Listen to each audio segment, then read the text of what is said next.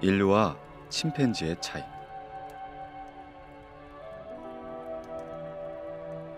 인류와 침팬지류는 약 700만 년 전에 갈라져 서로 다른 길을 걷기 시작했습니다. 이 700만 년 동안 인류는 다양한 특징을 진화시켰고 현재 사람이 되었죠. 예를 들어 인류 진화의 후반부인 약 250만 년 전부터 우리의 뇌는 점점 커지기 시작합니다. 그렇다면 침팬지류와 갈라진 이후 인류 계통에서 가장 먼저 진화한 특징은 무엇일까요? 화석 기록을 토대로 보면 최초로 진화한 두 가지의 특징이 있습니다. 직립 이족 보행과 송곳니 크기의 축소가 바로 그것이죠. 그리고 이는 매우 중요한 특징이 되는데요. 이 두 가지 특징이 인류와 침팬지류 사이의 본질적인 차이를 만들기 때문입니다. 즉, 우리가 침팬지류에서 갈라져 인류가 된 이유를 위의 두 가지의 특징에서 찾을 수 있죠. 먼저 직립 이족 보행부터 살펴보겠습니다. 직립해서 두 발로 걷기와 두 발로 걷기는 다르지만 흔히들 같은 것으로 착각하기 쉽습니다. 예컨대 닭이나 캥거루도 두 발로 걷죠. 하지만 몸통을 고추 세워 걷고 걸음을 멈추었을 때 머리와 다리가 일직선상에 오는 동물은 사람밖에 없습니다. 이 직립 이족 보행은 어쩌면 그 불편함 때문에 생존에 불리한 특징일지 모릅니다. 만약 유리한 특징이었다면 다른 여러 동물 계통에서도 이 직립 이족 보행의 진화가 일어났을 것이었죠. 하늘을 나는 능력은 곤충, 익룡, 새, 박쥐 등 여러 계통에서 진화했습니다. 그런데 직립 이족 보행은 아득할 정도로 기나긴 진화의 역사를 모두 살펴보더라도 인류 이의 종에선 보이지 않습니다. 조금 이상한 일이지만 인류를 제외하고는 직립해서 두 발로 걷는 동물은 없다는 것이죠. 독일 슈타텔 동굴에서 발견된 유적 가운데 사자인간이라고 불리는 조각상이 있습니다. 높이 약 30cm 정도의 이 조각상은 약 32,000년 전의 것으로 추정되죠. 사자인간은 머리가 사자, 몸은 사람인 반인반수의 모습을 하고 있습니다. 실제로 존재하지 않는 것을 상상하는 능력이 사람에게 있었음을 보여주는 가장 오래된 증거들 중 하나로 꼽히죠.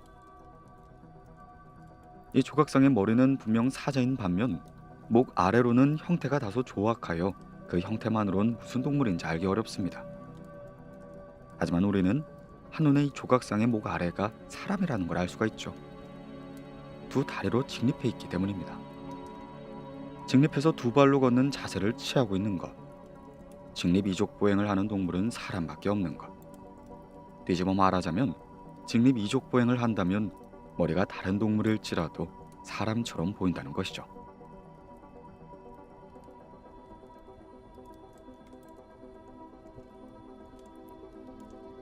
직립해서 두 발로 걸었던 유인원이 있었다.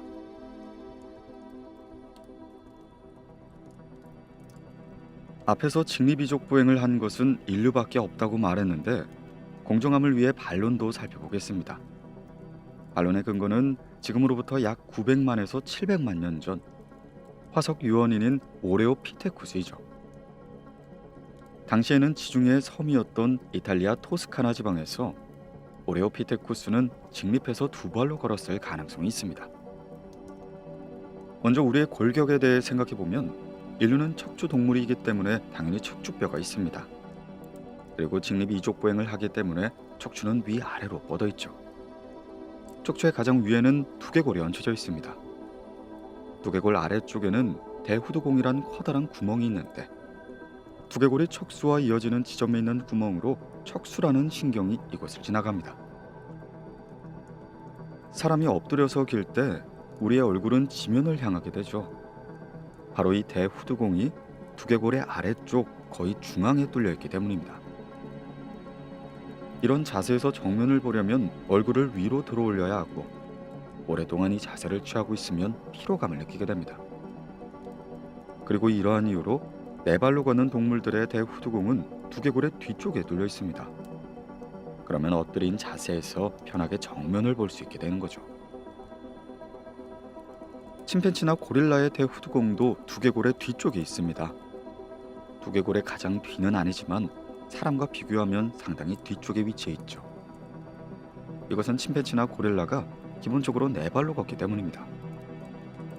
물론 종종 일어서기도 하지만 사람처럼 완전히 직립할 수 없고 두 발로 먼 거리를 걷지도 못합니다. 침팬지나 고릴라는 기본적으로 네 발 걸음을 하는 생물이기 때문이죠. 이처럼 두개골의 대후두공을 보면 그 종이 직립 이족보행을 했는지 네 발 걸음을 했는지 추측할 수 있는 거죠. 그리고 오레오피테쿠스의 대후두공이 바로 두개골의 아래쪽에 뚫려 있던 것이었습니다. 또한 골반과 넙다리뼈, 발목 등도 인류의 그것과 유사해서 직립 이족 보행의 증거가 됩니다. 이런 전반적인 특징을 근거로 오레오피테쿠스는 인류와 유인원의 중간 정도의 걷기, 즉 불안정하지만 직립 이족 보행을 한 게 아닐까 하는 의견이 있던 거죠. 오레오피테쿠스가 직립해서 두 발로 걷기 시작한 이유는 섬에서 살았기 때문이라는 주장이 있습니다. 대형 육식동물 하는 섬에서는 굳이 나무 위로 도망칠 필요가 없기 때문에 땅으로 내려와서 두 발로 걷기 시작했다는 것이죠. 직립 이족 보행은 이동할 때 에너지 효율이 높고 낮은 가지에 달린 열매를 손으로 따기에도 편리합니다. 하지만 오레오피테쿠스의 손발이 지닌 특징은 그들이 나무 위 생활에 적응했음을 보여줍니다. 그래서 그들에게 직립 이족 보행의 특징이 나타난 것이 나무 위 가지에 매달려 있을 때만 직립 자세를 취했기 때문이라는 의견도 있죠. 완전한 직립 이족 보행은 하지 않았다는 것입니다. 안타깝게도 확실한 것은 알 수가 없습니다. 만약 오레오피테쿠스가 직립 이족 보행을 했거나 그와 비슷한 행동을 했다고 해도 그것은 진화의 역사 속에서 순간적으로 일어난 사건에 불과합니다. 오레오피테쿠스는 섬과 대륙이 연결되어 대형 육식동물이 그들의 거주 지역에 나타나면서 멸종했을 가능성이 큽니다. 그들은 자손을 남기지 못하고 사라졌죠. 혹시 이탈리아 일부에서 직립 이족 보행이 진화했다 하더라도 역시 큰 계기가 없는 한 직립해서 두 발로 걷는 것이란 정착되기 어려운 모습인 듯하죠.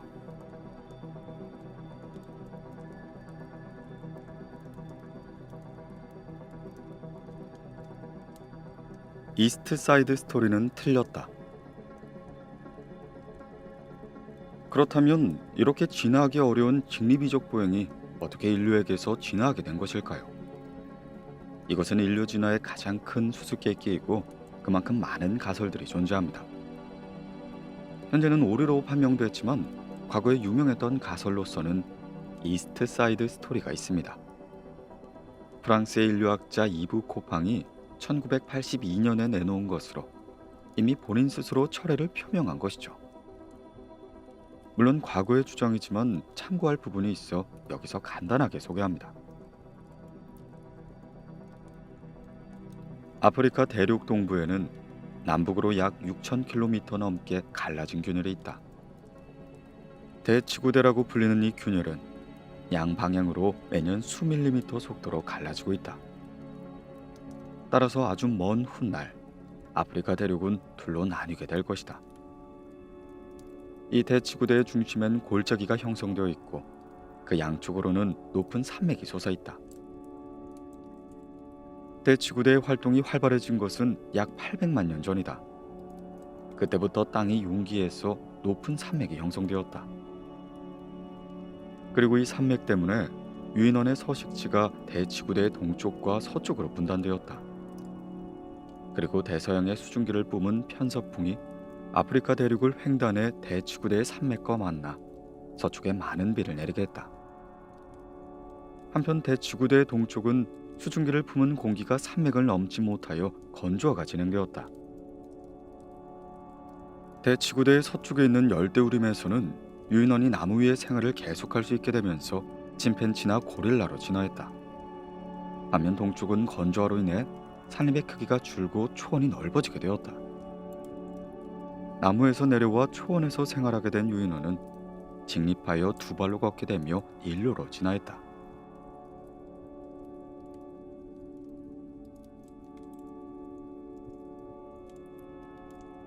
직립 이족 보행의 가장 큰 단점. 그런데 직립이족 보행과 초원 생활 사이에는 어떤 관계가 있을까요? 즉, 직립이족 보행은 어떤 장점이 있었던 걸까요? 먼저 생각할 수 있는 것은 햇볕이 닿는 면적이 줄어든다는 것입니다. 여름 바다에서 해수욕을 하면 어깨나 코가 빨갛게 타들어가죠. 그 부위가 어깨나 코 정도인 것은 우리의 몸이 직립해 있기 때문입니다. 만약 엎드린 자세로 있다고 가정을 한다면 등 전체가 빨갛게 타서 곤란해질 것이었죠. 우리 조상이 삼립에 살았다면 나무 그늘에서 쉴 수 있었을 겁니다. 그러나 초원에서 살게 되면서 그럴 수가 없게 된 거죠. 아프리카의 강렬한 햇볕은 뜨겁게 내리치기에 조금이라도 더위를 피하려면 직립해서 두 발을 걸으며 햇볕을 받는 면적을 줄이는 것이 좋습니다. 적어도 네 발로 걸으면서 넓은 등 전체에 햇볕을 받는 것보다 낫다는 것이죠. 머리 부분이 지면에서 더 멀어져서 시원했을 거라는 의견도 있습니다. 직립이족 보행을 하게 되면 뜨거운 아프리카 땅에서 올라오는 반사광이나 지열의 영향을 덜 받게 된다는 주장입니다. 또한 멀리서 볼 수 있게 되어 유리하다는 의견도 있죠. 초원에서 육식동물의 공격을 피하려면 조금이라도 빨리 상대를 발견해야 합니다. 그러기 위해서는 일어서서 멀리 바라보는 편이 좋다는 것이 이 주장의 핵심입니다. 위의 두 가지 모두가 그럴듯한 이야기입니다. 그렇다면 직립이족 보행은 이런 장점에도 불구하고 왜 다른 동물에게서 나타나지 않았을까요? 초원에는 수많은 동물이 있고 그중 직립이족 보행을 하는 종이 있다고 해도 이상할 게 하나도 없습니다. 하지만 그럼에도 얼룩말이나 누는 여전히 네 발로 걷습니다. 초원에서 사는 원숭이조차 직립이족 보행을 하지 않죠. 개코 원숭이나 긴 꼬리 원숭이과 역시 네 발로 걷습니다. 인류의 초원에 사는 모든 동물들이 마치 직립이족 보행을 어떻게 해서라도 피하겠다는 듯 진화해 왔습니다. 그리고 그 이유는 아마 이 직립이족 보행에 치명적인 결점이 있기 때문일 겁니다. 직립이족 보행의 가장 큰 단점이란 단거리 달리기에 적합하지 않다는 것입니다. 즉, 달리기는 속도가 늦다는 거죠. 만약 산길을 걷고 있는데 큰 곰이 나타난다면 어떻게 해야 할까요? 조언을 걷고 있을 때 표범과 마주친다면 달려서 도망쳐라는 조언은 적절하지 않죠. 도망쳐봤자 곧 붙잡힐 것이기 때문입니다. 달리는 속도가 느린 우리는 애초에 달려서 도망치는 걸 포기하게 됩니다. 육식동물 중에서 달리는 속도가 느린 편에 속한다는 사자 역시 우사인 볼트보단 빠르게 달립니다. 하물며 뚱뚱한 하마조차 우사인 볼트와 비슷한 속도로 달릴 수 있죠. 그리고 이렇게 생각을 해보면 지금까지 다른 동물들이 직립이족 보행으로 지나지 않는 것이 이해가 됩니다. 일어서서 아무리 멀리 볼 수 있다고 해도 일단 육식동물에게 발견되면 어차피 잡히고 마는 거죠. 아무리 빨리 도망쳐도 붙잡혀 잡아먹히게 됩니다. 그러니 직립이족 보행으로 지날 이유가 없습니다. 앞서 언급한 긴 꼬리 원숭이는 가끔 두 발로 서서 육식동물들의 유무를 확인하지만 도망칠 때는 네 발로 재빨리 달려가죠.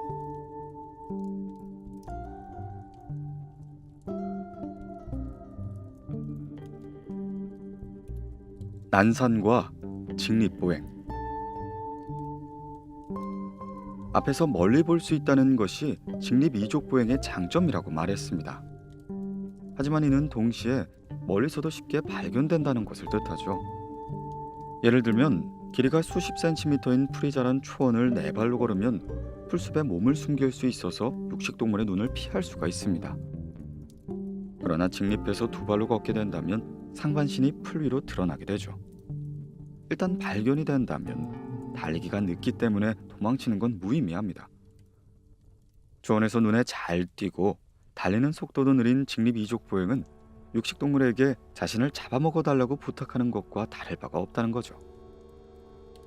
따라서 직립이족 보행이 초원이 아닌 나무가 듬성듬성 있는 소림에서 지난 것도 이해가 됩니다. 만약 우리가 나무가 없는 초원에서 사자에게 쫓기게 된다면 그걸로 끝이게 됩니다. 비명을 지르면 전속력으로 달려도 곧바로 붙잡혀버리고 마는 거죠. 하지만 군데군데 나무가 있는 숲이라면 어떨까요? 사자에게 쫓기더라도 도움을 받을 수가 있을 겁니다.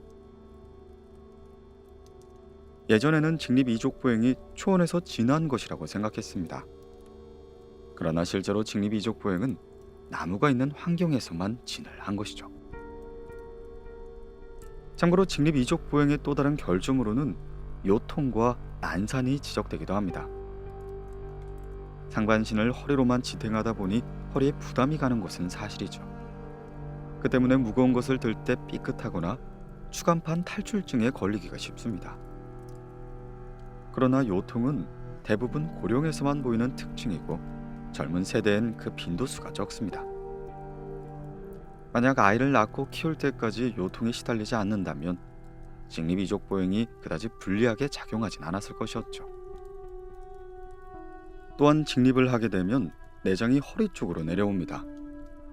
그것을 지탱하기 위해 늑막이 발달했고 산도가 S자 형태로 구부러졌죠. 게다가 아이를 낳기 전까진 태아가 밖으로 쏟아지지 않도록 근육이 산도를 막는데 이 근육이 출산할 때가 되면 방해가 되고 말죠. 따라서 초기의 인류는 어느 정도의 난산을 겪었을 것입니다. 그러나 본격적으로 난산을 겪게 된 것은 아마 내가 커진 이후의 일일 겁니다. 산도가 구부러져 있어 태아가 나오기 힘들었을 텐데 머리가 커지면서 더 나오기 힘들어진 것이죠. 다만 인류가 직립해서 두 발로 걷기 시작한 것이 약 700만 년 전이고 내가 커지기 시작한 것은 약 250만 년 전이기 때문에 시간적으론 거리가 꽤 있을 겁니다. 초기 인류도 어느 정도 난산을 겪었겠지만 오늘날 사람들이 겪는 만큼은 아니었을 거라는 거죠. 직립이족보행의 가장 큰 결점은 역시 느린 달리기 속도 그리고 눈에 잘 띈다는 점이었을 겁니다. 그렇다면 인류는 왜 결점이 명백한 이 직립이족보행을 선택했을까요? 이 물음에 대답하기 위해서는 인류 초기의 화석을 살펴볼 필요가 있습니다.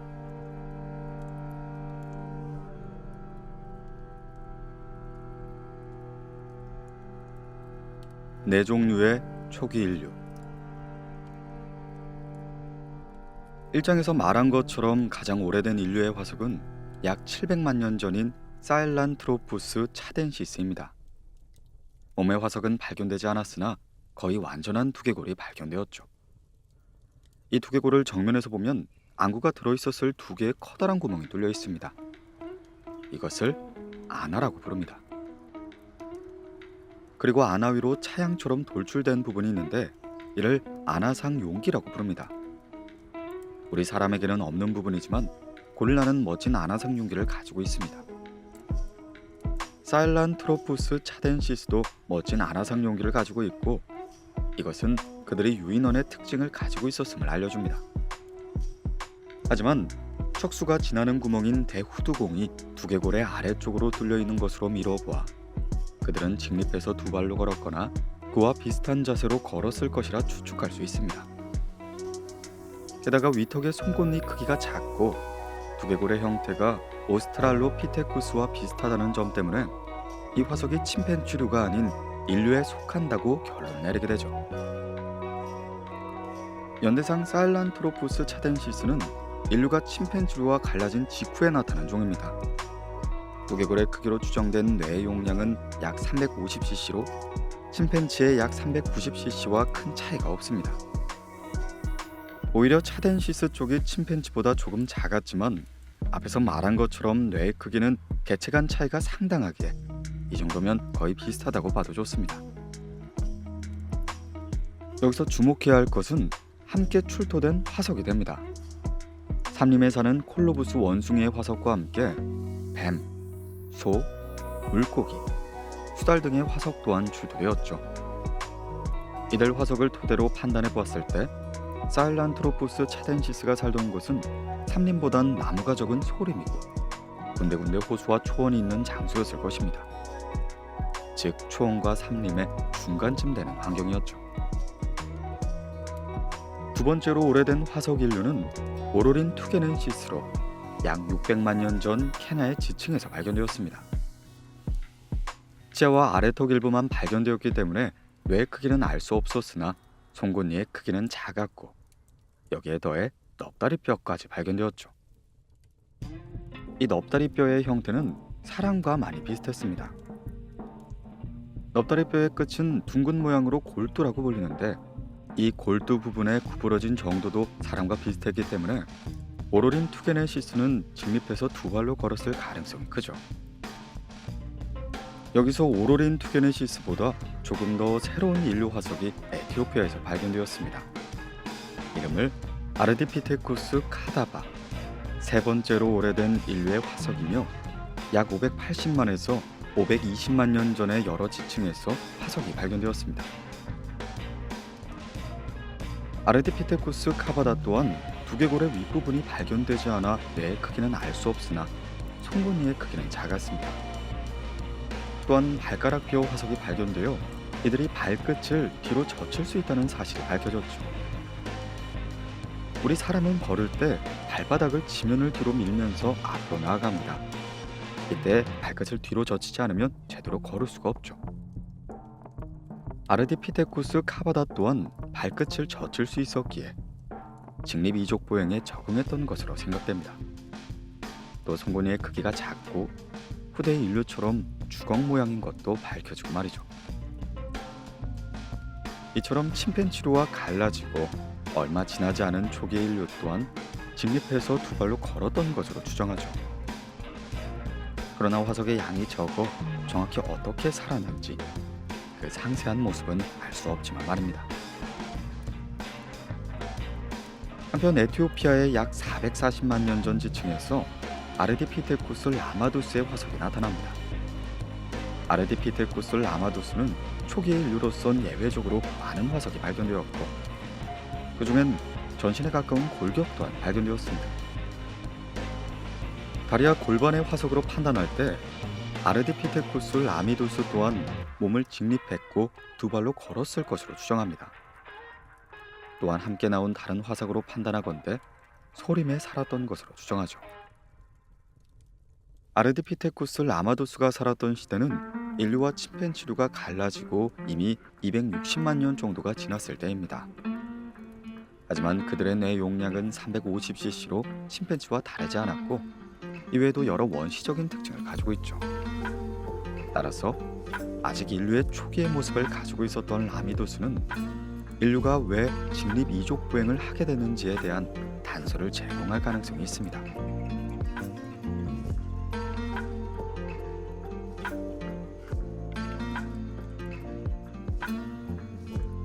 아르디피테쿠스 라미두스의 특징. 먼저 직립 이족 보행과 관련된 네 가지 중요한 특징들을 살펴보겠습니다. 첫째, 아르디피테쿠스 라미두스의 발에는 장심이 없습니다. 장심이란 발바닥의 안쪽에 있는 움푹 들어간 곳을 가리키죠. 발바닥에 있는 아치 모양의 장심은 걷거나 뛸 때 지면에 주는 충격을 흡수하는 역할을 합니다. 이 장심이 없으면 움직임이 굼뜨고 먼 거리를 걷기 힘들다고 할 수 있죠. 사람에겐 장심이 있지만 침팬지에겐 없습니다. 따라서 라미두스에게 장심이 없다는 것은 그들이 능숙하게 걷지 못했음을 알려줍니다.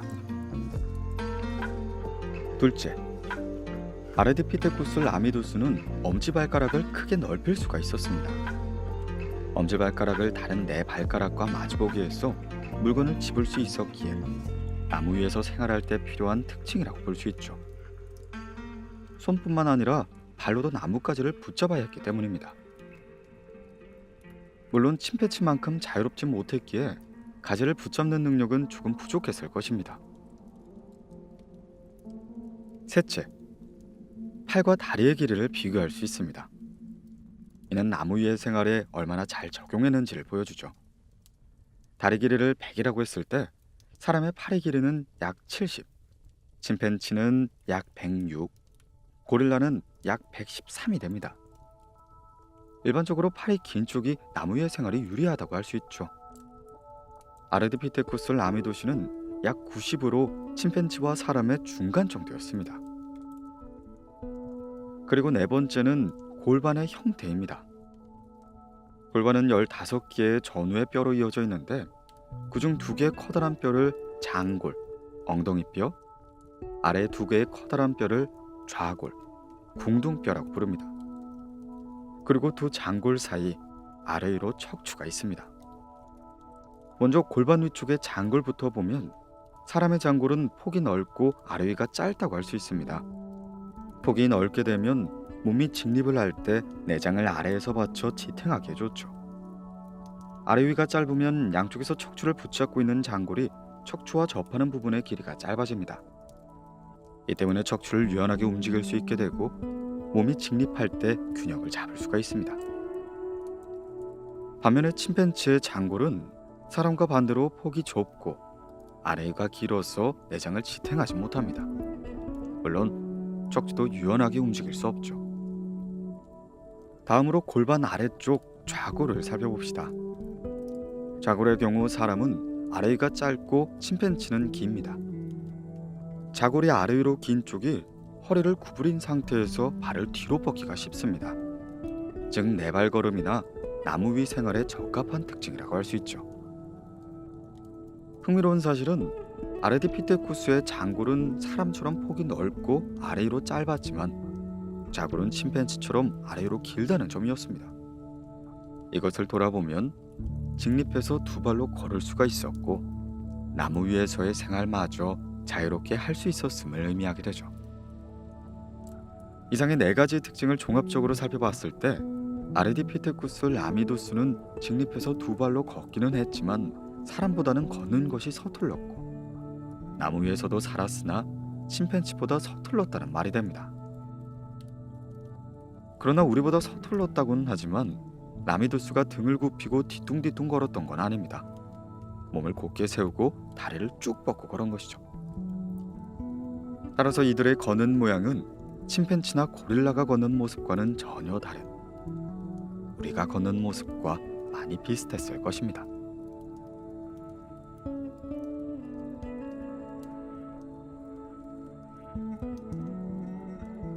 초기 인류는 어디서 살았을까? 그렇다면 아레디피테쿠스 라미두스는 어디에서 살았을까요? 여기에 대해 알려주는 중요한 증거 3가지가 있습니다. 첫째는 함께 출토된 화석이 되죠. 아레디피테쿠스 라미두스와 함께 출토된 것은 삼림에 사는 콜로부스 원숭이나 삼림에 사는 소과에 속한 동물 등입니다. 또한 함께 출토된 곤충이나 나무 열매 등도 함께 고려하면 아레디피테쿠스 라미두스가 살았던 곳은 삼림이나 초원이 가까이에 있는 소림이었을 것으로 생각되죠. 둘째, 동위체의 비율입니다. 예를 들어 자연에서 안정적인 탄소의 약 99%는 양자 6개와 중성자 6개를 포함한 탄소의 원자입니다. 남은 약 1%는 양자 6개와 중성자 7개를 포함한 탄소의 원자이죠. 이 2가지의 비율을 탄소의 안정 동위체 비율이라 부릅니다. 생물의 몸속에서 탄소의 안정 동위체의 비율은 자연계 속 탄소의 안정 동위체 비율과 근소한 차이를 보인다고 알려져 있습니다. 게다가 삼림의 식물과 초원의 식물을 비교해도 탄소의 안정 동위체 비율은 조금 차이가 있죠. 동물에게서 탄소의 안정 동위체 비율은 먹는 식물의 영향을 받게 됩니다. 즉 아레디피테쿠스 라미두스의 화석에서 탄소의 안정 동위체 비율을 측정해 본다면 그들이 무엇을 먹었는지 어디서 활동했는지 추측할 수 있게 되는 거죠. 연구 결과 라미두스는 초원보다 상림의 식물을 많이 먹었던 것으로 밝혀졌습니다. 탄소의 안정 동위체 비율 측면에서 그들은 심팬지와 가까웠다는 거죠. 셋째, 이빨의 형태입니다. 만약 초원에서 살았다면 단단한 것을 먹어야 했습니다. 볕과의 식물 잎에는 플랜트 오팔이 함유되어 거칠고 또한 모래가 섞인 음식물을 먹기도 했을 것입니다. 이런 음식물을 먹기 위해서는 커다란 어금니로 잘게 읊게야 하는데 이때 치아의 표면이 마모되기가 쉽죠. 그러나 삼림에서 과일 같은 것을 먹었다면 단단한 음식물을 먹을 필요가 없습니다. 커다란 어금니도 필요가 없고 치아의 표면이 마모될 일도 별로 없습니다. 아르디피테쿠스 라미두스의 치아를 조사해 본 결과 어금니의 크기가 작고 단단한 음식으로부터 이빨을 보호하기 위해 진화했어야 할 에나멜질도 얇았습니다. 제 표면도 별로 마모되지 않았죠. 이로써 라미두스는 처음보다 삼림의 음식물을 먹는 일이 많았던 것으로 추정합니다. 덧붙여 말하자면 같은 삼림의 음식을 먹는다고 해도 과일을 많이 먹는 종은 앞니가 커지게 됩니다. 그런데 침팬지의 앞니는 컸지만 라미두스의 앞니는 눈에 띄게 크지는 않습니다. 아르디피테쿠스 라미두스는 침팬지와 비교하면 잡식성으로 추정되는 것이죠. 아마 아르디피테쿠스 라미두스 그리고 다른 새 종류의 초기 인류도 기본적으로 소림에서 살면서 삼림이나 초원 역시 활동 범위 내에 두고 있었던 듯합니다. 그리고 삼림의 음식물을 주로 먹었으나 잡식성이었고 때로는 땅에 떨어진 것도 먹었을 것으로 생각되죠. 한편 아르디피테쿠스 라미두스의 신장은 120cm로 침팬지와 별반 다르지가 않습니다. 도구를 사용하지도 않았기 때문에 직립해서 두 발로 걷다가 습격을 받으면 당해낼 방법 또한 없었죠. 지금까지 아르디피테쿠스 라미두스를 포함한 초기 인류의 직립 이족 보행에 대해 검토해 보았습니다. 다만 직립 이족 보행의 초기 모습은 어렴풋하게나마 드러난 반면 그들이 직립해서 두 발로 걷기 시작한 이유는 아직 분명하지 않죠. 여러 이유가 있겠지만 어쩌면 인류의 또 다른 특징인 송곳니 크기의 축소가 관련이 있을지도 모르겠습니다.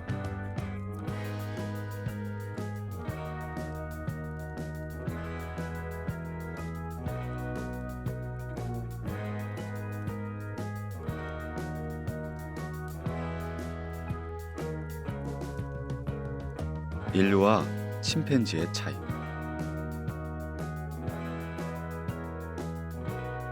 인류와 침팬지류는 약 700만 년 전에 갈라져 서로 다른 길을 걷기 시작했습니다. 이 700만 년 동안 인류는 다양한 특징을 진화시켰고 현재 사람이 되었죠. 예를 들어 인류 진화의 후반부인 약 250만 년 전부터 우리의 뇌는 점점 커지기 시작합니다. 그렇다면 침팬지류와 갈라진 이후 인류 계통에서 가장 먼저 진화한 특징은 무엇일까요? 화석 기록을 토대로 보면 최초로 진화한 두 가지의 특징이 있습니다. 직립 이족 보행과 송곳니 크기의 축소가 바로 그것이죠. 그리고 이는 매우 중요한 특징이 되는데요. 이 두 가지 특징이 인류와 침팬지류 사이의 본질적인 차이를 만들기 때문입니다. 즉, 우리가 침팬지류에서 갈라져 인류가 된 이유를 위의 두 가지의 특징에서 찾을 수 있죠. 먼저 직립 이족 보행부터 살펴보겠습니다. 직립해서 두 발로 걷기와 두 발로 걷기는 다르지만 흔히들 같은 것으로 착각하기 쉽습니다. 예컨대 닭이나 캥거루도 두 발로 걷죠. 하지만 몸통을 고추 세워 걷고 걸음을 멈추었을 때 머리와 다리가 일직선상에 오는 동물은 사람밖에 없습니다.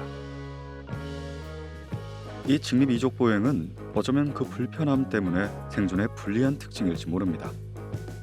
만약 유리한 특징이었다면 다른 여러 동물 계통에서도 이 직립 이족 보행의 진화가 일어났을 것이었죠. 하늘을 나는 능력은 곤충, 익룡, 새, 박쥐 등 여러 계통에서 진화했습니다. 그런데 직립 이족 보행은 아득할 정도로 기나긴 진화의 역사를 모두 살펴보더라도 인류의 종에선 보이지 않습니다. 조금 이상한 일이지만 인류를 제외하고는 직립해서 두 발로 걷는 동물은 없다는 것이죠. 독일 슈타텔 동굴에서 발견된 유적 가운데 사자인간이라고 불리는 조각상이 있습니다. 높이 약 30cm 정도의 이 조각상은 약 32,000년 전의 것으로 추정되죠. 사자인간은 머리가 사자, 몸은 사람인 반인반수의 모습을 하고 있습니다. 실제로 존재하지 않는 것을 상상하는 능력이 사람에게 있었음을 보여주는 가장 오래된 증거들 중 하나로 꼽히죠. 이 조각상의 머리는 분명 사자인 반면 목 아래로는 형태가 다소 조악하여 그 형태만으론 무슨 동물인지 알기 어렵습니다. 하지만 우리는 한눈에 이 조각상의 목 아래가 사람이라는 걸 알 수가 있죠. 두 다리로 직립해 있기 때문입니다. 직립해서 두 발로 걷는 자세를 취하고 있는 것. 직립 이족 보행을 하는 동물은 사람밖에 없는 것. 뒤집어 말하자면 직립 이족 보행을 한다면 머리가 다른 동물일지라도 사람처럼 보인다는 것이죠.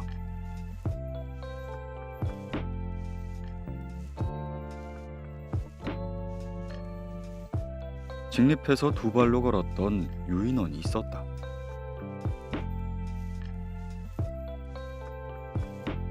앞에서 직립이족 보행을 한 것은 인류밖에 없다고 말했는데 공정함을 위해 반론도 살펴보겠습니다. 반론의 근거는 지금으로부터 약 900만에서 700만 년 전 화석 유언인인 오레오피테쿠스이죠. 당시에는 지중해의 섬이었던 이탈리아 토스카나 지방에서 오레오피테쿠스는 직립해서 두 발로 걸었을 가능성이 있습니다. 먼저 우리의 골격에 대해 생각해보면 인류는 척추 동물이기 때문에 당연히 척추뼈가 있습니다. 그리고 직립 이족 보행을 하기 때문에 척추는 위아래로 뻗어 있죠. 척추의 가장 위에는 두개골이 얹혀져 있습니다. 두개골 아래쪽에는 대후두공이란 커다란 구멍이 있는데 두개골이 척수와 이어지는 지점에 있는 구멍으로 척수라는 신경이 이곳을 지나갑니다. 사람이 엎드려서 길 때 우리의 얼굴은 지면을 향하게 되죠. 바로 이 대후두공이 두개골의 아래쪽 거의 중앙에 뚫려 있기 때문입니다. 이런 자세에서 정면을 보려면 얼굴을 위로 들어올려야 하고 오랫동안 이 자세를 취하고 있으면 피로감을 느끼게 됩니다. 그리고 이러한 이유로 네 발로 걷는 동물들의 대후두공은 두개골의 뒤쪽에 뚫려 있습니다. 그러면 엎드린 자세에서 편하게 정면을 볼 수 있게 되는 거죠. 침팬지나 고릴라의 대후두공도 두개골의 뒤쪽에 있습니다. 두개골의 가장 뒤는 아니지만 사람과 비교하면 상당히 뒤쪽에 위치해 있죠. 이것은 침팬지나 고릴라가 기본적으로 네 발로 걷기 때문입니다. 물론 종종 일어서기도 하지만 사람처럼 완전히 직립할 수 없고 두 발로 먼 거리를 걷지도 못합니다. 침팬지나 고릴라는 기본적으로 네 발 걸음을 하는 생물이기 때문이죠. 이처럼 두개골의 대후두공을 보면 그 종이 직립 이족 보행을 했는지 네 발 걸음을 했는지 추측할 수 있는 거죠. 그리고 오레오피테쿠스의 대후두공이 바로 두개골의 아래쪽에 뚫려 있던 것이었습니다. 또한 골반과 넙다리뼈, 발목 등도 인류의 그것과 유사해서 직립 이족 보행의 증거가 됩니다. 이런 전반적인 특징을 근거로 오레오피테쿠스는 인류와 유인원의 중간 정도의 걷기, 즉 불안정하지만 직립 이족 보행을 한 게 아닐까 하는 의견이 있던 거죠. 오레오피테쿠스가 직립해서 두 발로 걷기 시작한 이유는 섬에서 살았기 때문이라는 주장이 있습니다. 대형 육식동물 하는 섬에서는 굳이 나무 위로 도망칠 필요가 없기 때문에 땅으로 내려와서 두 발로 걷기 시작했다는 것이죠. 직립 이족 보행은 이동할 때 에너지 효율이 높고 낮은 가지에 달린 열매를 손으로 따기에도 편리합니다. 하지만 오레오피테쿠스의 손발이 지닌 특징은 그들이 나무 위 생활에 적응했음을 보여줍니다. 그래서 그들에게 직립 이족 보행의 특징이 나타난 것이 나무 위 가지에 매달려 있을 때만 직립 자세를 취했기 때문이라는 의견도 있죠. 완전한 직립 이족 보행은 하지 않았다는 것입니다. 안타깝게도 확실한 것은 알 수가 없습니다. 만약 오레오피테쿠스가 직립 이족 보행을 했거나 그와 비슷한 행동을 했다고 해도 그것은 진화의 역사 속에서 순간적으로 일어난 사건에 불과합니다. 오레오피테쿠스는 섬과 대륙이 연결되어 대형 육식동물이 그들의 거주 지역에 나타나면서 멸종했을 가능성이 큽니다. 그들은 자손을 남기지 못하고 사라졌죠. 혹시 이탈리아 일부에서 직립 이족 보행이 진화했다 하더라도 역시 큰 계기가 없는 한 직립해서 두 발로 걷는 것이란 정착되기 어려운 모습인 듯하죠.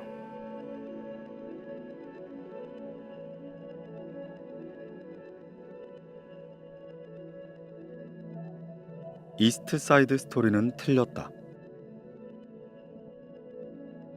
그렇다면 이렇게 진화하기 어려운 직립 이족 보행이 어떻게 인류에게서 진화하게 된 것일까요? 이것은 인류 진화의 가장 큰 수수께끼이고 그만큼 많은 가설들이 존재합니다. 현재는 오류로 판명됐지만 과거에 유명했던 가설로서는 이스트 사이드 스토리가 있습니다. 프랑스의 인류학자 이브 코팡이 1982년에 내놓은 것으로 이미 본인 스스로 철회를 표명한 것이죠. 물론 과거의 주장이지만 참고할 부분이 있어 여기서 간단하게 소개합니다. 아프리카 대륙 동부에는 남북으로 약 6,000km 넘게 갈라진 균열이 있다. 대지구대라고 불리는 이 균열은 양방향으로 매년 수밀리미터 속도로 갈라지고 있다.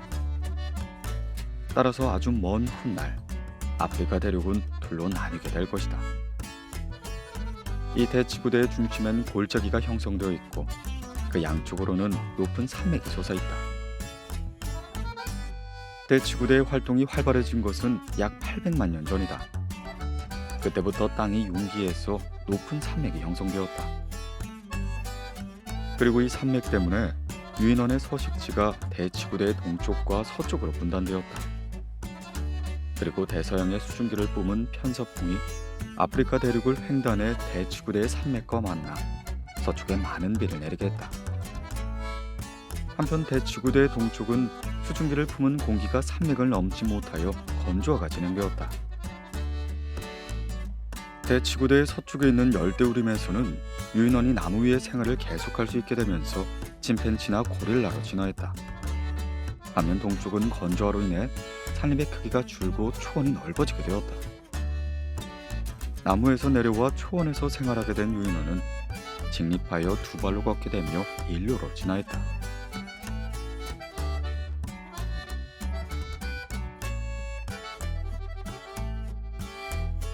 직립 이족 보행의 가장 큰 단점. 그런데 직립 이족 보행과 초원 생활 사이에는 어떤 관계가 있을까요? 즉, 직립 이족 보행은 어떤 장점이 있었던 걸까요? 먼저 생각할 수 있는 것은 햇볕이 닿는 면적이 줄어든다는 것입니다. 여름 바다에서 해수욕을 하면 어깨나 코가 빨갛게 타들어가죠. 그 부위가 어깨나 코 정도인 것은 우리의 몸이 직립해 있기 때문입니다. 만약 엎드린 자세로 있다고 가정을 한다면 등 전체가 빨갛게 타서 곤란해질 것이었죠. 우리 조상이 삼립에 살았다면 나무 그늘에서 쉴 수 있었을 겁니다. 그러나 초원에서 살게 되면서 그럴 수가 없게 된 거죠. 아프리카의 강렬한 햇볕은 뜨겁게 내리치기에 조금이라도 더위를 피하려면 직립해서 두 발을 걸으며 햇볕을 받는 면적을 줄이는 것이 좋습니다. 적어도 네 발로 걸으면서 넓은 등 전체에 햇볕을 받는 것보다 낫다는 것이죠. 머리 부분이 지면에서 더 멀어져서 시원했을 거라는 의견도 있습니다. 직립이족 보행을 하게 되면 뜨거운 아프리카 땅에서 올라오는 반사광이나 지열의 영향을 덜 받게 된다는 주장입니다. 또한 멀리서 볼 수 있게 되어 유리하다는 의견도 있죠. 초원에서 육식동물의 공격을 피하려면 조금이라도 빨리 상대를 발견해야 합니다. 그러기 위해서는 일어서서 멀리 바라보는 편이 좋다는 것이 이 주장의 핵심입니다. 위의 두 가지 모두가 그럴듯한 이야기입니다. 그렇다면 직립이족 보행은 이런 장점에도 불구하고 왜 다른 동물에게서 나타나지 않았을까요? 초원에는 수많은 동물이 있고 그중 직립이족 보행을 하는 종이 있다고 해도 이상할 게 하나도 없습니다. 하지만 그럼에도 얼룩말이나 누는 여전히 네 발로 걷습니다. 초원에서 사는 원숭이조차 직립이족 보행을 하지 않죠. 개코 원숭이나 긴 꼬리 원숭이과 역시 네 발로 걷습니다. 인류의 초원에 사는 모든 동물들이 마치 직립이족 보행을 어떻게 해서라도 피하겠다는 듯 진화해왔습니다. 그리고 그 이유는 아마 이 직립이족 보행에 치명적인 결점이 있기 때문일 겁니다. 직립이족 보행의 가장 큰 단점이란 단거리 달리기에 적합하지 않다는 것입니다. 즉, 달리기는 속도가 늦다는 거죠. 만약 산길을 걷고 있는데 큰 곰이 나타난다면 어떻게 해야 할까요? 조언을 걷고 있을 때 표범과 마주친다면 달려서 도망쳐라는 조언은 적절하지 않죠. 도망쳐봤자 곧 붙잡힐 것이기 때문입니다. 달리는 속도가 느린 우리는 애초에 달려서 도망치는 걸 포기하게 됩니다. 육식동물 중에서 달리는 속도가 느린 편에 속한다는 사자 역시 우사인 볼트보단 빠르게 달립니다. 하물며 뚱뚱한 하마조차 우사인 볼트와 비슷한 속도로 달릴 수 있죠. 그리고 이렇게 생각을 해보면 지금까지 다른 동물들이 직립이족보행으로 지나지 않는 것이 이해가 됩니다. 일어서서 아무리 멀리 볼 수 있다고 해도 일단 육식동물에게 발견되면 어차피 잡히고 마는 거죠. 아무리 빨리 도망쳐도 붙잡혀 잡아먹히게 됩니다. 그러니 직립이족보행으로 지날 이유가 없습니다. 앞서 언급한 긴 꼬리 원숭이는 가끔 두 발로 서서 육식동물들의 유물을 확인하지만 도망칠 때는 네 발로 재빨리 달려가죠.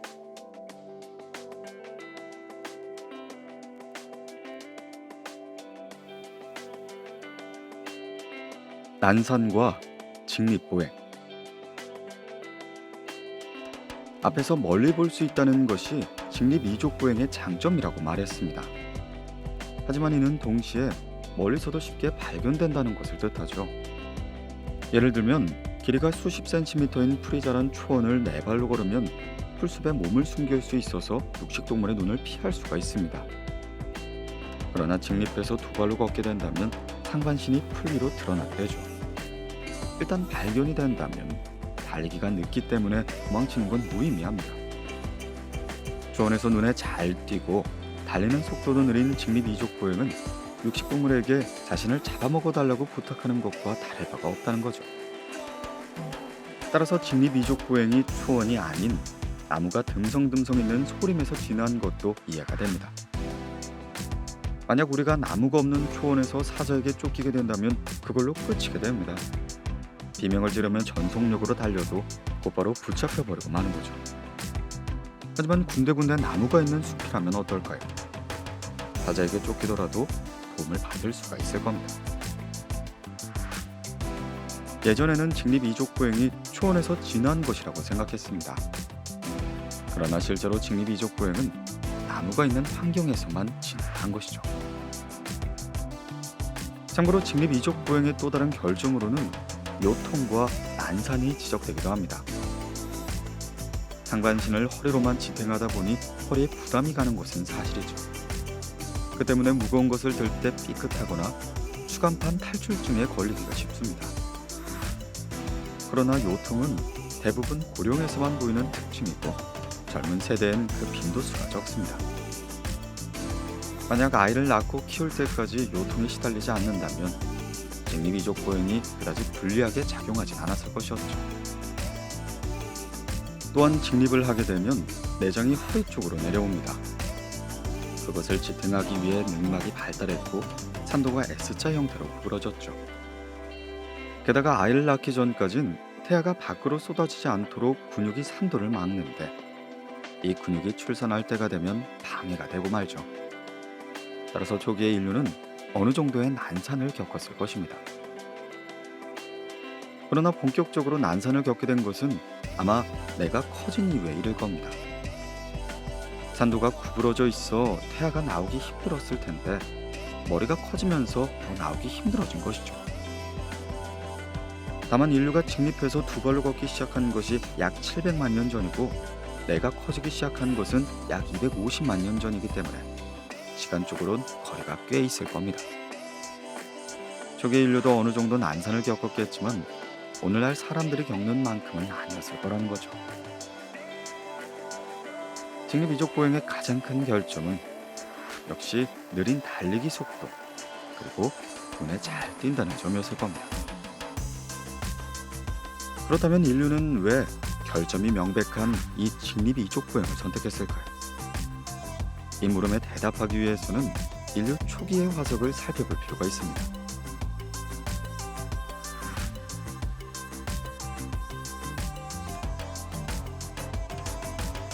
네 종류의 초기 인류.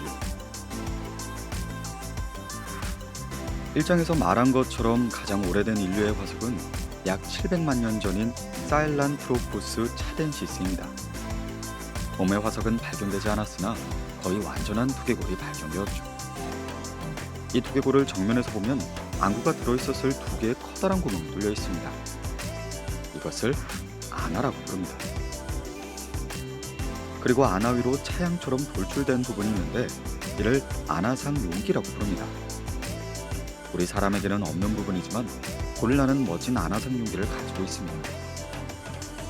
사일란트로포스 차덴시스도 멋진 안아상 용기를 가지고 있고 이것은 그들의 유인원의 특징을 가지고 있었음을 알려줍니다. 하지만 척수가 지나는 구멍인 대후두공이 두개골의 아래쪽으로 뚫려 있는 것으로 미뤄보아 그들은 직립해서 두 발로 걸었거나 그와 비슷한 자세로 걸었을 것이라 추측할 수 있습니다.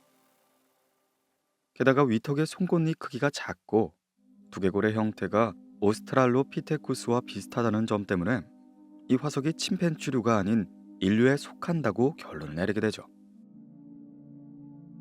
연대상 사일란트로푸스 차덴시스는 인류가 침팬지류와 갈라진 직후에 나타난 종입니다. 두개골의 크기로 추정된 뇌의 용량은 약 350cc로 침팬지의 약 390cc와 큰 차이가 없습니다. 오히려 차덴시스 쪽이 침팬지보다 조금 작았지만 앞에서 말한 것처럼 뇌의 크기는 개체 간 차이가 상당하기에 이 정도면 거의 비슷하다고 봐도 좋습니다. 여기서 주목해야 할 것은 함께 출토된 화석이 됩니다. 삼림에 사는 콜로부스 원숭이의 화석과 함께 뱀, 소, 물고기, 수달 등의 화석 또한 출토되었죠. 이들 화석을 토대로 판단해 보았을 때 사일란트로푸스 차덴시스가 살던 곳은 삼림보단 나무가 적은 소림이고 군데군데 호수와 초원이 있는 장소였을 것입니다. 즉 초원과 삼림의 중간쯤 되는 환경이었죠. 두 번째로 오래된 화석 인류는 오로린 투게넨시스로 약 600만 년 전 케냐의 지층에서 발견되었습니다. 치아와 아래턱 일부만 발견되었기 때문에 뇌의 크기는 알 수 없었으나 송곳니의 크기는 작았고 여기에 더해 넙다리뼈까지 발견되었죠. 이 넙다리뼈의 형태는 사람과 많이 비슷했습니다. 넙다리뼈의 끝은 둥근 모양으로 골두라고 불리는데 이 골두 부분의 구부러진 정도도 사람과 비슷했기 때문에 오로린 투게네시스는 직립해서 두 발로 걸었을 가능성이 크죠. 여기서 오로린 투게네시스보다 조금 더 새로운 인류 화석이 에티오피아에서 발견되었습니다. 이름을 아르디피테쿠스 카다바, 세 번째로 오래된 인류의 화석이며 약 580만에서 520만 년 전의 여러 지층에서 화석이 발견되었습니다. 아르디피테쿠스 카바다 또한 두개골의 윗부분이 발견되지 않아 뇌의 크기는 알 수 없으나 송곳니의 크기는 작았습니다. 또한 발가락뼈 화석이 발견되어 이들이 발끝을 뒤로 젖힐 수 있다는 사실이 밝혀졌죠. 우리 사람은 걸을 때 발바닥을 지면을 뒤로 밀면서 앞으로 나아갑니다. 이때 발끝을 뒤로 젖히지 않으면 제대로 걸을 수가 없죠. 아르디피테쿠스 카바다 또한 발끝을 젖힐 수 있었기에 직립 이족 보행에 적응했던 것으로 생각됩니다. 또 송곳니의 크기가 작고 후대의 인류처럼 주걱 모양인 것도 밝혀지고 말이죠. 이처럼 침팬지류와 갈라지고 얼마 지나지 않은 초기 인류 또한 직립해서 두 발로 걸었던 것으로 추정하죠. 그러나 화석의 양이 적어 정확히 어떻게 살았는지 그 상세한 모습은 알 수 없지만 말입니다. 한편 에티오피아의 약 440만 년 전 지층에서 아르디피테쿠스 라마두스의 화석이 나타납니다. 아르디피테쿠스 라마두스는 초기의 인류로선 예외적으로 많은 화석이 발견되었고 그 중엔 전신에 가까운 골격 또한 발견되었습니다. 다리와 골반의 화석으로 판단할 때 아르디피테쿠스 라미두스 또한 몸을 직립했고 두 발로 걸었을 것으로 추정합니다. 또한 함께 나온 다른 화석으로 판단하건대 소림에 살았던 것으로 추정하죠. 아르디피테쿠스 라마두스가 살았던 시대는 인류와 침팬지류가 갈라지고 이미 260만 년 정도가 지났을 때입니다. 하지만 그들의 뇌 용량은 350cc로 침팬지와 다르지 않았고 이외에도 여러 원시적인 특징을 가지고 있죠. 따라서 아직 인류의 초기의 모습을 가지고 있었던 라미두스는 인류가 왜 직립 이족 보행을 하게 되는지에 대한 단서를 제공할 가능성이 있습니다.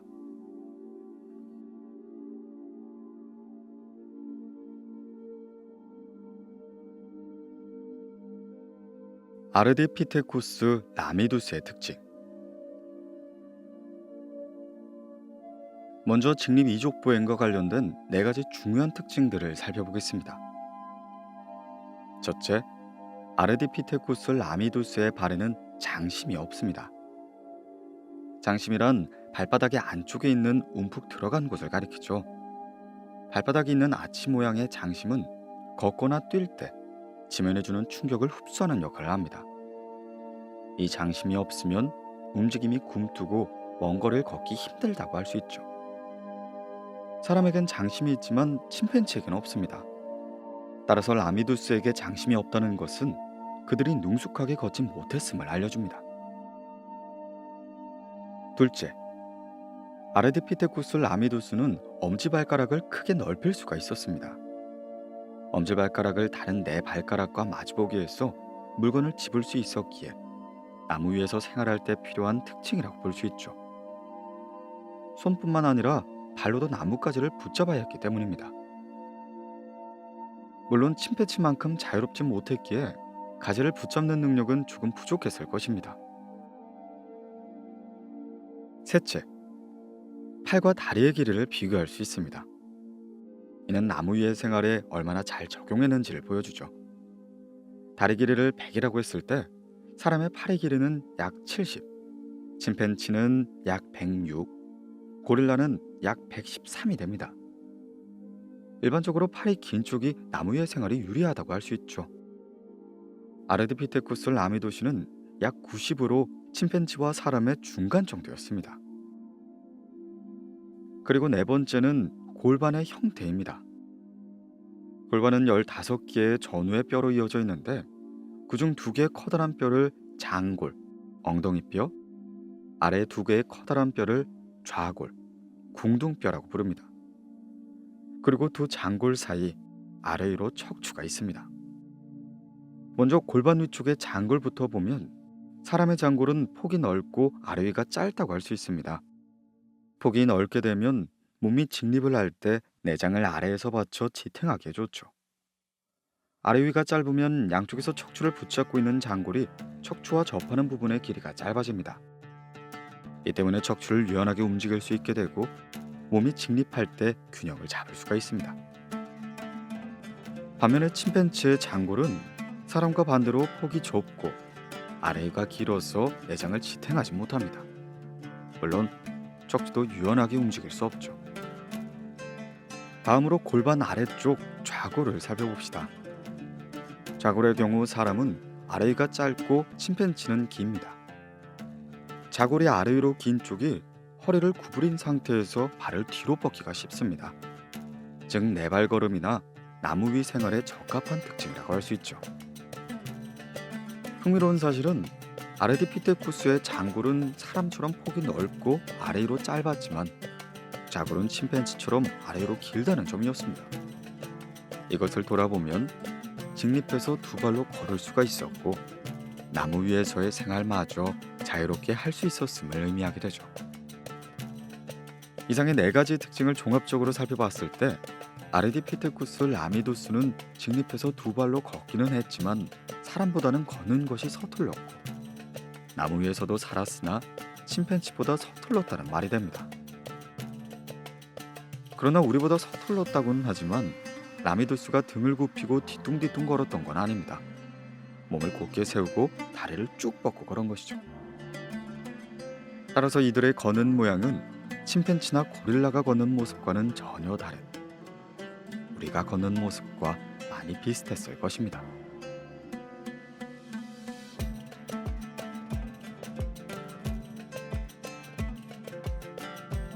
초기 인류는 어디서 살았을까? 그렇다면 아르디피테쿠스 라미두스는 어디에서 살았을까요? 여기에 대해 알려주는 중요한 증거 3가지가 있습니다. 첫째는 함께 출토된 화석이 되죠. 아르디피테쿠스 라미두스와 함께 출토된 것은 삼림에 사는 콜로부스 원숭이나 삼림에 사는 소과에 속한 동물 등입니다. 또한 함께 출토된 곤충이나 나무 열매 등도 함께 고려하면 아르디피테쿠스 라미두스가 살았던 곳은 삼림이나 초원이 가까이에 있는 소림이었을 것으로 생각되죠. 둘째, 동위체의 비율입니다. 예를 들어 자연에서 안정적인 탄소의 약 99%는 양자 6개와 중성자 6개를 포함한 탄소의 원자입니다. 남은 약 1%는 양자 6개와 중성자 7개를 포함한 탄소의 원자이죠. 이 두 가지의 비율을 탄소의 안정 동위체 비율이라 부릅니다. 생물의 몸속에서 탄소의 안정 동위체의 비율은 자연계 속 탄소의 안정 동위체 비율과 근소한 차이를 보인다고 알려져 있습니다. 게다가 산림의 식물과 초원의 식물을 비교해도 탄소의 안정 동위체 비율은 조금 차이가 있죠. 동물에게서 탄소의 안정 동위체 비율은 먹는 식물의 영향을 받게 됩니다. 즉, 아르디피테쿠스 라미두스의 화석에서 탄소의 안정 동위체 비율을 측정해 본다면 그들이 무엇을 먹었는지, 어디서 활동했는지 추측할 수 있게 되는 거죠. 연구 결과 라미두스는 초원보다 산림의 식물을 많이 먹었던 것으로 밝혀졌습니다. 탄소의 안정 동위체 비율 측면에서 그들은 침팬지와 가까웠다는 거죠. 셋째, 이빨의 형태입니다. 만약 초원에서 살았다면 단단한 것을 먹어야 했습니다. 볕과의 식물 잎에는 플랜트 오팔이 함유되어 거칠고 또한 모래가 섞인 음식물을 먹기도 했을 것입니다. 이런 음식물을 먹기 위해서는 커다란 어금니로 잘게 읊게야 하는데 이때 치아의 표면이 마모되기가 쉽죠. 그러나 산림에서 과일 같은 것을 먹었다면 단단한 음식물을 먹을 필요가 없습니다. 커다란 어금니도 필요가 없고 치아의 표면이 마모될 일도 별로 없습니다. 아르디피테쿠스 라미두스의 치아를 조사해본 결과 어금니의 크기가 작고 단단한 음식으로부터 이빨을 보호하기 위해 진화했어야 할 에나멜질도 얇았습니다. 치아의 표면도 별로 마모되지 않았죠. 이로써 라미두스는 초원보다 산림의 음식물을 먹는 일이 많았던 것으로 추정합니다. 덧붙여 말하자면 같은 산림의 음식을 먹는다고 해도 과일을 많이 먹는 종은 앞니가 커지게 됩니다. 그런데 침팬지의 앞니는 컸지만 라미두스의 앞니는 눈에 띄게 크지는 않습니다. 아르디피테쿠스 라미두스는 침팬지와 비교하면 잡식성으로 추정되는 것이죠. 아마 아르디피테쿠스 라미두스 그리고 다른 새 종류의 초기 인류도 기본적으로 소림에서 살면서 산림이나 초원 역시 활동 범위 내에 두고 있었던 듯합니다. 그리고 산림의 음식물을 주로 먹었으나 잡식성이었고 때로는 땅에 떨어진 것도 먹었을 것으로 생각되죠. 한편 아르디피테쿠스 라미두스의 신장은 120cm로 침팬지와 별반 다르지가 않습니다. 도구를 사용하지도 않았기 때문에 직립해서 두 발로 걷다가 습격을 받으면 당해낼 방법 또한 없었죠. 지금까지 아르디피테쿠스 라미두스를 포함한 초기 인류의 직립 이족 보행에 대해 검토해 보았습니다. 다만 직립 이족 보행의 초기 모습은 어렴풋하게나마 드러난 반면 그들이 직립해서 두 발로 걷기 시작한 이유는 아직 분명하지 않죠. 여러 이유가 있겠지만 어쩌면 인류의 또 다른 특징인 송곳니 크기의 축소가 관련이 있을지도 모르겠습니다.